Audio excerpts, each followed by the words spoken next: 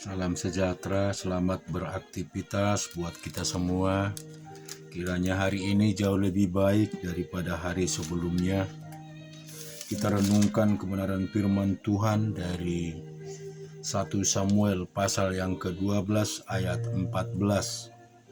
Asal saja kamu takut akan Tuhan, beribadah kepadanya, mendengar perintahnya, dan tidak menentang titah Tuhan, dan baik kamu maupun raja yang akan memerintah kamu itu mengikut Tuhan Allahmu. Tetapi jika kamu tidak mendengar perintah Tuhan dan kamu menentang titah Tuhan, maka tangan Tuhan akan melawan kamu dan melawan rajamu. Sekarang tinggallah berdiri, lihatlah perkara yang besar yang akan dilakukan Tuhan kepada matamu ini, di depan matamu ini. Bukankah sekarang musim menuai gandum? Aku akan berseru kepada Tuhan supaya Ia memberikan guruh dan hujan. Lihatlah dan sadarlah bahwa besar kejahatan yang telah kamu lakukan itu di mata Tuhan.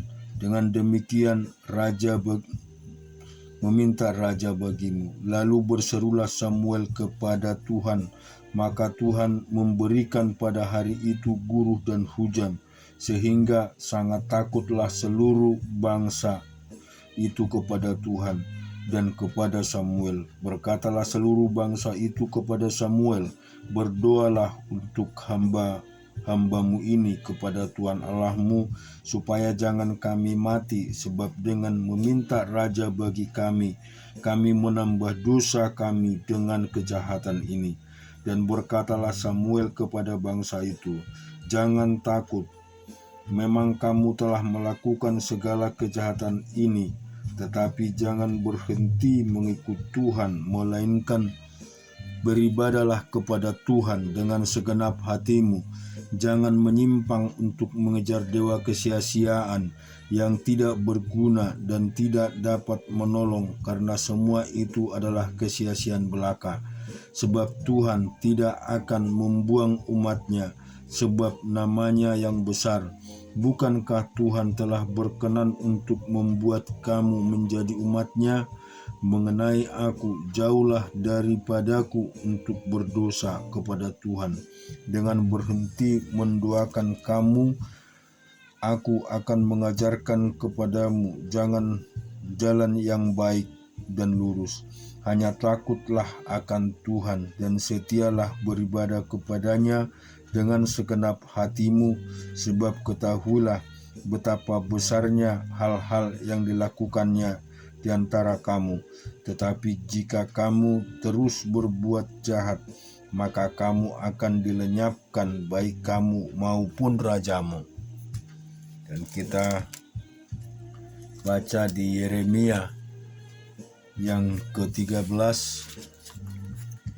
Beginilah firman Tuhan kepadaku, pergilah membeli ikat pinggang lenan, ikatkanlah itu pada pinggangmu, tetapi jangan kau celupkan ke dalam air. Maka aku membeli ikat pinggang seperti yang diperintahkan Tuhan, lalu mengikatkan pada pinggangku. Sesudah itu datanglah firman Tuhan kepadaku untuk kedua kalinya bunyinya, ambillah ikat pinggang yang telah kau beli dan yang sekarang pada pinggangmu itu, pergilah segera ke sungai Efrat untuk menyembunyikannya di sana di celah-celah bukit batu.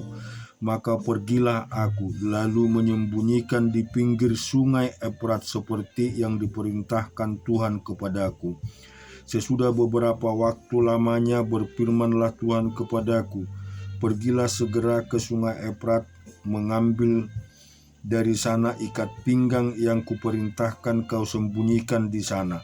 Maka pergilah aku ke sungai Efrat, lalu aku menggali dan mengambil ikat pinggang itu dari tempat aku menyembunyikannya. Tetapi ternyata ikat pinggang itu sudah lapuk, tidak berguna untuk apapun. Lalu datanglah firman Tuhan kepadaku, beginilah firman Tuhan, demikian aku akan menghapuskan kecongkakan Yehuda dan Yerusalem, bangsa yang jahat ini yang enggan mendengar perkataan-perkataanku, yang mengikuti kedegilan hatinya dan mengikuti Allah lain untuk beribadah dan sujud untuk menyembah kepada mereka, akan menjadi seperti ikat pinggang ini yang tidak berguna untuk apapun. Sebab seperti ikat pinggang melekat pada pinggang seseorang, demikianlah tadinya segenap kaum Israel dan segenap kaum Yehuda kuletakkan kepadaku. Demikian firman Tuhan, supaya mereka itu menjadi umat, menjadi ternama, terpuji dan terhormat bagiku, tetapi mereka itu tidak mau mendengar. Katakanlah kepada mereka firman ini, beginilah firman Tuhan Allah Israel, setiap buyung harus dipenuhi dengan anggur, dan jika mereka berkata kepadaku, masakah kami tidak tahu betul bahwa setiap buyung harus dipenuhi dengan anggur, maka katakanlah kepada mereka, beginilah firman Tuhan, sesungguhnya seluruh penduduk negeri ini akan kupenuhi dengan kemabukan. Para raja yang duduk di atas tahta Daud, para imam, para nabi, dan seluruh penduduk Yerusalem. Aku akan membantingkan seorang kepada yang lain sampai mereka hancur, bapa-bapa dengan anak-anaknya. Demikian firman Tuhan. Aku akan membinasakan mereka tanpa belas kasihan, tanpa rasa sayang, dan tanpa ampun. Dengarlah, pasanglah telingamu, jangan kamu tinggi hati, sebab Tuhan telah berfirman, permuliakanlah Tuhan Allahmu sebelum Ia membuat hari menjadi gelap, sebelum kakimu tersandung di atas bukit-bukit diliputi senja, sementara kamu menanti-nanti terang, tetapi Ia menjadikan hari kelat pekat dan mengubahnya menjadi gelap gulita. Jika kamu tidak mau mendengarnya, aku akan menangis di tempat yang tersembunyi. Oleh karena kesombonganmu, air mataku akan berlinang-linang, bahkan akan bercucuran. Oleh sebab kawanan domba Tuhan diangkut tertawan. Katakanlah kepada raja dan kepada ibu suri, duduklah di tempat yang rendah sekali, sebab mahkota kemuliaanmu sudah turun dari kepalamu. Kota-kota tanah Negeb sudah ditutup gerbangnya, dan tidak ada seorang pun yang membukanya. Segenap Yehuda sudah diangkut ke dalam pembuangan, seluruhnya. Layangkanlah matamu, hai Yerusalem, dan lihatlah orang-orang datang dari utara. Di manakah kawanan ternak yang diberikan kepadamu, kambing domba yang menjadi kemuliaanmu? Apakah yang kau katakan apabila diangkat menjadi kepalamu? Orang-orang yang kau perlakukan sebagai pacar, bukan kesakitan, akan merayak, menyergap engkau seperti halnya seorang perempuan yang melahirkan. Dan apabila engkau bertanya dalam hatimu, mengapakah semua ini menimpa aku? Karena banyaknya kesalahanmu lah, maka singkapkanlah ujung kakimu dan engkau diperkosa. Dapatkah orang Ethiopia mengganti kulitnya, atau macan tutul mengubah belangnya? Masakan kamu dapat berbuat baik, hai orang-orang yang membiasakan diri berbuat jahat? Aku akan menghancurkan mereka seperti sekam yang diterbangkan angin pada gurun. Itulah nasibmu, bagianmu yang telah kau ukur untukmu. Demikianlah firman Tuhan, karena engkau melupakan aku dan mempercayai dusta, aku pun juga akan mengangkat ujung kakimu sampai kepada mukamu, sehingga kelihatan auratmu, jinahmu dan ringkikmu, persundalanmu yang mesum di atas bukit-bukit dan di padang-padang. Aku sudah melihat perbuatanmu yang keji itu. Celakalah engkau, hai Yerusalem, berapa lama lagi hingga engkau menjadi tahir? Kita melihat dan merenungkan di Yesaya pasal yang ke-33. Celakalah engkau, hai perusak yang tidak dirusak sendiri, dan engkau, hai penggarong yang tidak digarong sendiri. Apabila engkau selesai merusak, engkau sendiri akan dirusak. Apabila engkau habis menggarong, engkau sendiri akan digarong. Tuhan, kasihanilah kami, kami nanti-nantikan, lindungilah kami setiap pagi dengan tangan-Mu. Ya, selamatkanlah kami di waktu kesesakan. Waktu mendengar suara gemuruh ketika engkau bangkit, larilah bangsa-bangsa dan bercerai-berailah suku-suku bangsa. Orang yang mengumpulkan jarahan seperti belalang pelahap menelan makanannya. Mereka menyeburkan seperti sebuah kawanan belalang. Tuhan tinggi luhur, sebab Ia tinggal di tempat tinggi. Ia membuat Sion penuh keadilan dan kebenaran. Masakan keamanan akan tiba bagimu. Kekayaan yang menyelamatkan ialah hikmat dan pengetahuan. Takut akan Tuhan itulah harta benda Sion. Lihat orang-orang Ariel menjerit di jalan. Utusan-utusan yang mencari damai menangis dengan pedih. Jalan-jalan raya menjadi sunyi dan seorang pun tidak lagi menjadi lintas di jalan. Perjanjian sudah diingkari, saksi sudah ditolak, dan manusia tidak menghiraukan. Negeri berkabung dan merana, Libanon tersipu-sipu dan mati rebah. Saron sudah seperti padang belantara, Basan dan Karmel meluruh daun. Sekarang aku akan bangkit, firman Tuhan. Sekarang aku akan bangkit berdiri. Sekarang aku akan berdiri tegak. Kamu mengandung rumput kering dan melahirkan jerami. Amarahmu seperti api yang memakan kamu sendiri. Bangsa-bangsa akan dibakar menjadi kapur dan akan dibakar dalam api seperti semak duri yang ditebang. Hai orang-orang yang jauh, dengarlah apa yang telah kulakukan. Hai orang-orang yang dekat, ketahuilah keperkasaanku. Orang-orang yang berdosa terkejut di Sion. Orang-orang murtad diliputi kegetaran. Mereka berkata, siapakah di antara kita yang dapat tinggal dalam api yang menghabiskan ini? Siapakah di antara kita yang dapat tinggal di perapian yang abadi ini? Orang yang hidup dalam kebenaran, yang berbicara dengan jujur, yang menolak untung hasil pemerasan, yang mengebaskan tangannya supaya jangan menerima suap, yang menutup telinganya supaya jangan mendengarkan rencana penumpahan darah, yang menutup matanya supaya jangan melihat kejahatan. Dialah seperti orang yang tinggal aman di tempat-tempat tinggi. Bentengnya ialah kubu di atas bukit batu. Rotinya disediakan, air minumnya terjamin. Engkau akan memandang raja dalam semaraknya, akan melihat negeri yang terbentang jauh.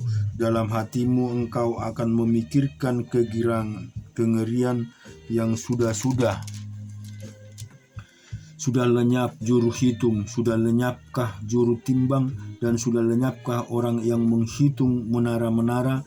Tidak lagi akan kau lihat bangsa yang biadab itu, bangsa yang logatnya samar sehingga tidak dapat dipahami, yang bahasanya gagap sehingga tidak yang mengerti. Pandanglah Sion, kota pertemuan raya kita.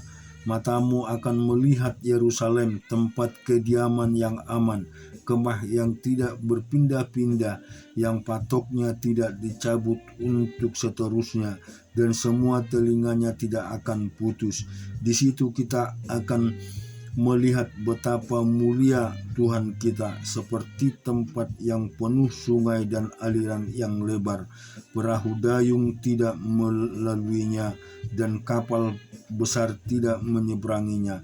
Sebab Tuhan ialah hakim kita, Tuhan ialah yang memberi hukum bagi kita, Tuhan ialah Raja kita, Dia akan menyelamatkan kita.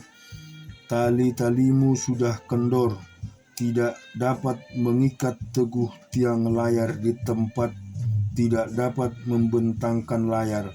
Pada waktu itu orang akan membagi-bagi rampasan banyak-banyak, dan orang-orang lumpuh akan menjarah jarahan. Tidak seorang pun yang tinggal di situ akan berkata, "Aku sakit," dan semua penduduknya akan diampuni kesalahannya. Dan kita juga membaca di Perjanjian Baru di Roma pasal yang pertama.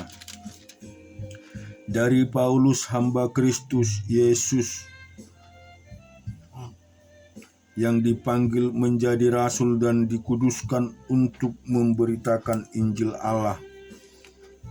Injil itu telah dijanjikannya sebelumnya dengan perantaraan nabi-nabi yang dalam kitab-kitab suci tentang anaknya yang menurut daging diperanakkan dari keturunan Daud, dan menurut roh kekudusan dinyatakan oleh kebangkitan dari antara orang mati.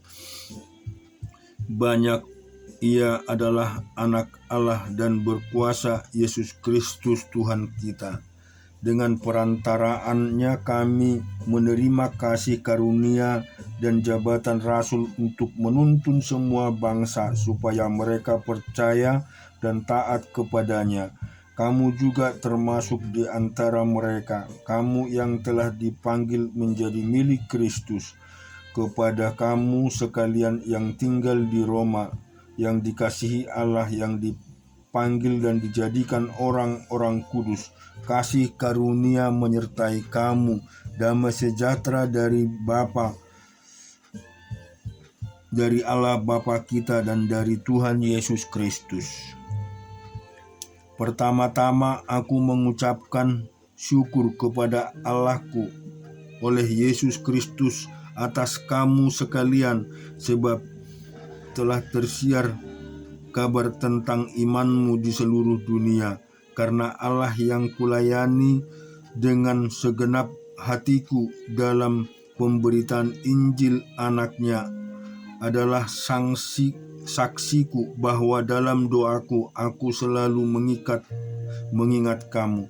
Aku berdoa semoga dengan kehendak Allah aku akhirnya beroleh kesempatan untuk mengunjungi kamu, sebab aku ingin melihat kamu untuk memberikan karunia rohani kepadamu, guna menguatkan kamu, yaitu supaya aku ada di antara kamu dan turut terhibur oleh iman itu bersama, baik oleh imanmu maupun oleh imanku. Saudara-saudara, aku mau supaya kamu mengetahui bahwa aku telah sering berniat untuk datang kepadamu, tetapi hingga kini selalu aku terhalang, agar di tengah-tengahmu aku menemukan buah seperti juga di tengah-tengah bangsa bukan Yahudi yang lain. Aku berhutang baik kepada orang Yunani maupun kepada orang bukan Yunani, baik kepada orang terpelajar maupun kepada orang tidak terpelajar.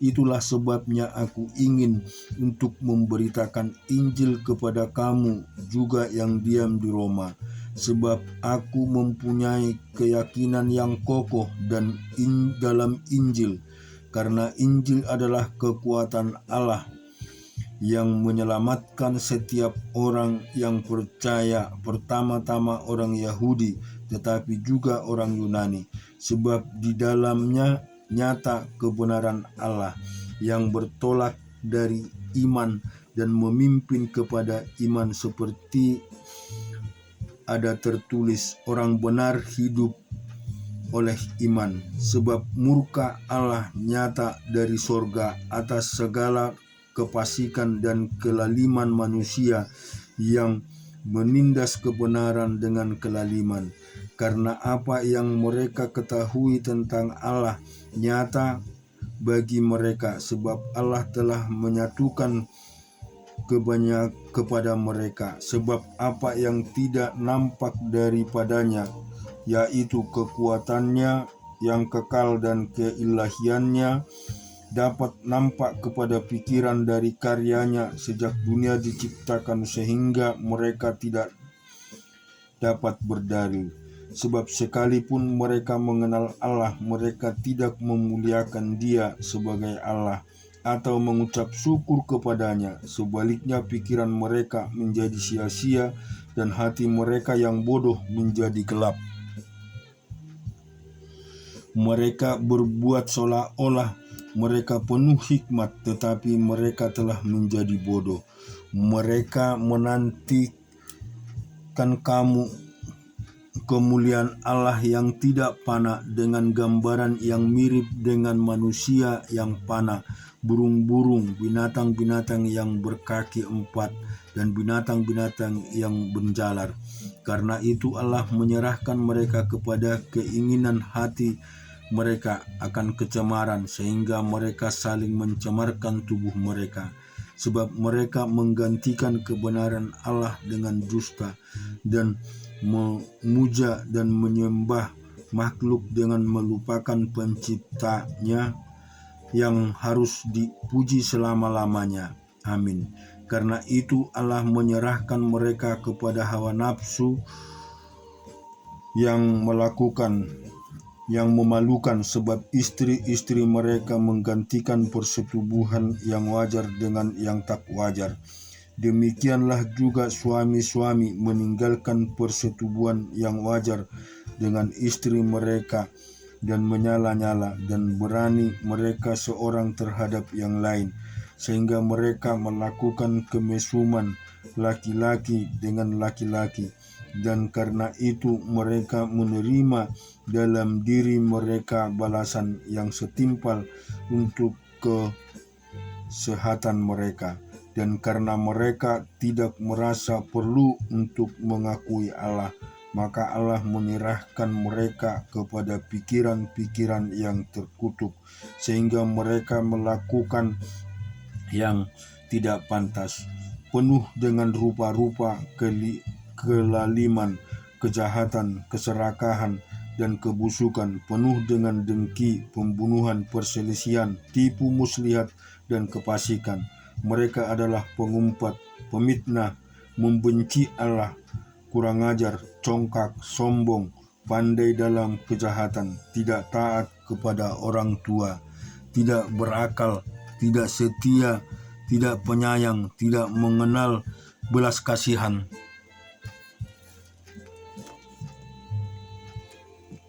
Tidak mengenal belas kasihan.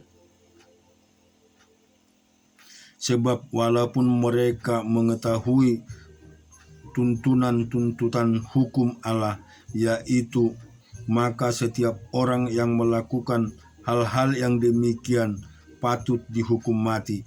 Mereka bukan saja melakukan sendiri, tetapi mereka juga setuju dengan mereka yang melakukannya. Amin. Puji syukur bagi Tuhan, kita telah membaca kebenaran firman Tuhan. Biarlah kiranya firman ini menjadi pegangan hidup kita. Kita jauhkanlah segala hal yang dikatakan firman Tuhan tadi. Jangan lagi kita tidak percaya, tetapi kita mau percaya, karena Injil ini adalah kebenaran firman Tuhan. Injil ini adalah bagian yang telah diberikan kepada kita, bagaimana kita untuk senantiasa berenung dan mengenal kebaikan Tuhan. Amin.